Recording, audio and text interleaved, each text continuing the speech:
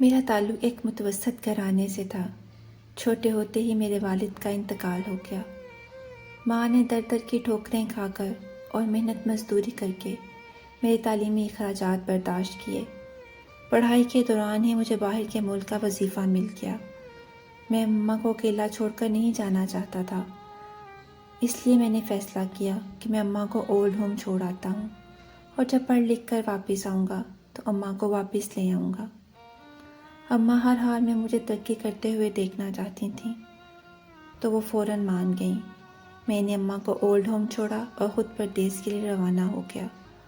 وہاں جا کر میں نے کچھ دیر تو اماں کے ساتھ خط کے ذریعے رابطہ رکھا، پھر ادھر کی دنیا میں مگن ہو کر میں اماں کو بھول ہی گیا۔ وہیں پر شادی بھی کر لی اور اللہ نے بیٹا بھی دے دیا۔ میری بیوی کا تعلق بھی پاکستان سے تھا۔ وہ واپس اپنے والدین سے ملنے جانا چاہتی تھی۔ تب بھی میں نے یہ نہیں سوچا کہ میں بھی اپنی اماں کو وہاں چھوڑ کر آیا ہوا ہوں۔ میں نے اپنی بیوی سے اپنی اماں کا ذکر بھی نہ کیا۔ ہم واپس پاکستان آ گئے۔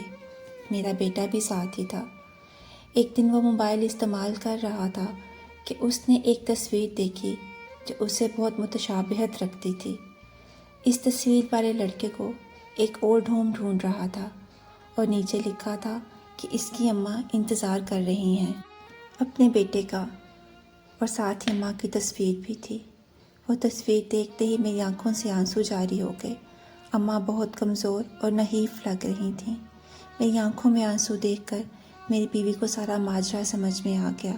میں نے اپنے بیٹے کو بھی بتایا کہ یہ تمہاری دادی ہیں۔ ہم نے سامان باندھا اور اماں سے ملنے کے لیے نکل پڑے۔ وہاں پہنچے تو اولڈ ہوم کے باہر بہت رش تھا۔ کسی کا جنازہ لے کر جا رہے تھے۔ ڈرتے ڈرتے چہرہ دیکھا تو شکر ادا کیا کہ وہ اماں نہیں تھیں۔ اندر بھاگا تو اماں صحن میں بیٹھی نظر آئیں۔ اماں کی بینائی ختم ہو گئی ہوئی تھی، لیکن میری خوشبو سے انہوں نے پہچان لیا کہ ان کا جگر گوشہ آیا ہے۔ اماں کے پاؤں چھو کر معافی مانگنا چاہی تو اماں نے منع کر دیا اور کہا کہ میں نے کبھی بھی تمہیں گناہ گار نہیں سمجھا۔ تمہاری زندگی سنور گئی اور آج تم واپس آ گئے مجھے ملنے کے لیے۔ میری زندگی کا مقصد حاصل ہو گیا۔ اور ساتھ ہی اماں نے میرے ہاتھوں میں اپنی جان دے دی۔ میں سسکتا رہ گیا اور ساری زندگی کا پچھتاوا میرے ساتھ ہے۔ ماں ماں ہوتی ہے، اس کا کوئی نعم البدل نہیں۔ اس کی زندگی میں ہی اس کی قدر کرے۔